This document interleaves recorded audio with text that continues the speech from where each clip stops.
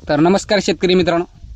तर मित्रांनो, आजच्या या व्हिडिओमध्ये तुम्हाला सांगणार आहे, जर तुम्हाला शेळीपालन करण्याची इच्छा असेल किंवा शेळीपालन तुम्हाला करायचं असेल, अर्धबंदिस्तमध्ये काम करायचं असेल किंवा कायम बंदिस्त शेळीपालन करायचं असेल, तर सुरुवात कशा पद्धतीने केली पाहिजे किंवा कधी शेळ्या खरेदी केल्या पाहिजे ते तुम्हाला संपूर्ण माहिती आपण या व्हिडिओमध्ये देणार आहे.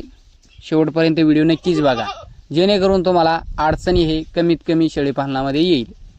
सुरुवात म्हणजे काय मित्रांनो, एक गडबड असते सुरुवातीला की शेळ्या आपण कधी खरेदी कराव्या, शेळीपालन करायचं आहे कधी शेळ्या खरेदी करावे आणि त्याच्यानंतर एक कधी त्याचं उत्पन्न आपल्याला लवकरात लवकर मिळेल, पिले कधी येईल. तर अशी एक गडबड असते मित्रांनो. त्या गडबडीत थोडंसं गोंधळ होऊन जात असते. तर सुरुवात कोणताही व्यवसाय करताना थोडीशी गडबड करू नका, माइंड लावून त्याच्यामध्ये काम करा, जेणेकरून आपण जसं त्याच्यामध्ये उतरलो तसंच आपण सक्सेस व्हायला पाहिजे. तर मित्रांनो, सुरुवात म्हणजे शेळ्या खरेदी कुठूनही करा तुम्ही, त्याचं काय नाही, बाजारातून करा.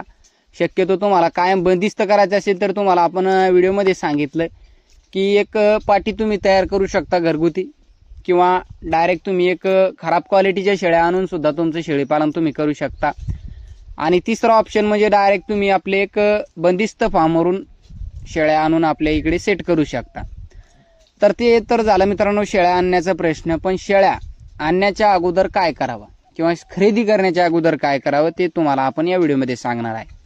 शेळ्या ज्या टायमाला आपण शेळीपालन करण्याचा आपल्या माइंडमध्ये विचार येत असतो मित्रांनो, तर शेळ्या खरेदी करण्या अगोदर तुम्हाला सांगतो, शेळ्या खरेदी करण्याच्या अगोदर 3 महिने अगोदर आपल्या क्षेत्रामध्ये उलिती क्षेत्र असणं गरजेचं आहे. तुम्हाला 100% तुमच्या शेळ्याचं प्रमाण जेवढं असेल, 50 शेळ्या सांभाळणार असाल तर 50 शेळ्यांच्या हिशोबाने तुम्हाला चारा लागवड करावा लागेल.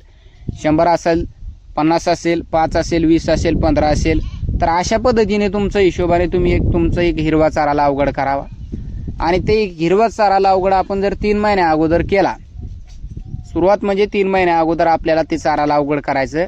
आणि त्याच्यानंतर जो चारा आपला कापणीला येईल, पाणी गिनी देऊन संपूर्ण एक ते चारा आपल्या कापणीला येईल, त्याच्यामध्ये मेथी घास ठेवा, दशरथ घास ठेवा, हातगा ठेवा, तुती ठेवा, Indonesian Napier, smart Napier, 5G 4G, तर वेगवेगळ्या व्हेरायटी आहेत. तुती ठेवा, शुबाबूल ठेवा, तर वेगवेगळे चारे आहेत. याच्यामधून तुम्ही 4-5 पद्धतीचा चारा लागवड केला तरी बेस्ट आहे, काय हरकत नाही, चांगल्या पद्धती शेळीपालन चालतंय.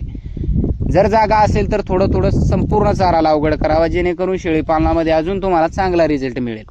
तर मित्रांनो, एक 3 महिन्या अगोदर अशा पद्धतीने चारा लागवड करावा. आणि ज्या टायमाला आपली चाऱ्याची सुरुवातीला कापणी आहे, 100% तुम्हाला सांगतो दशरथ घास आणि मेथी घास एक थोडंसं जास्त प्रमाण ठेवा, जेणेकरून तुम्हाला लवकरात लवकर त्याची एक कापणी मिळत असते आणि चारा एक पुरेसा असतो.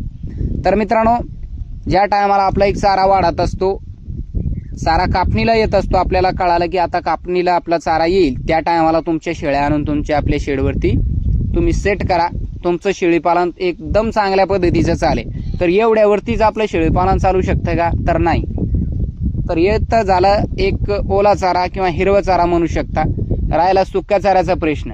तुम्हाला सांगितलं आपण की एवढे चारे तुम्हाला सांगितले, दशरथ घास असो किंवा नेपियरच्या व्हेरायटी असो किंवा मेथी घास असो, तर एक सारखं या तिन्ही ऋतूमध्ये, पावसाळा, हिवाळा, उन्हाळा, या तिन्ही ऋतूमध्ये कोणता चारा वाढेल किंवा कोणता चारा कमी होते.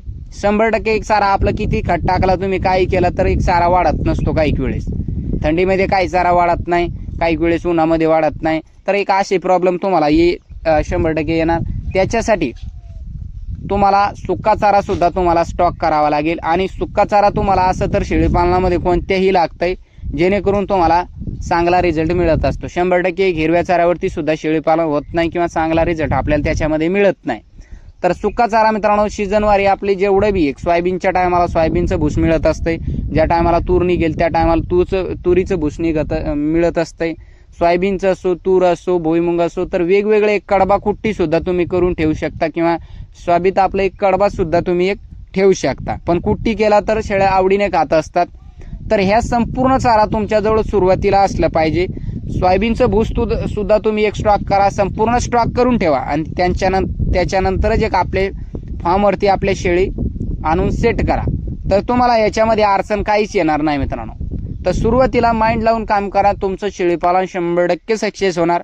आपण तुम्हाला सांगतो, पण एक चारा लागवड तुम्हाला पहिले सुरुवातीला केली पाहिजे. तर एक कसा वाटला व्हिडिओ कमेंट करून सांगा. व्हिडिओ आवडला असेल व्हिडिओला लाईक करा. व्हिडिओ पाहिल्याबद्दल मनापासून धन्यवाद.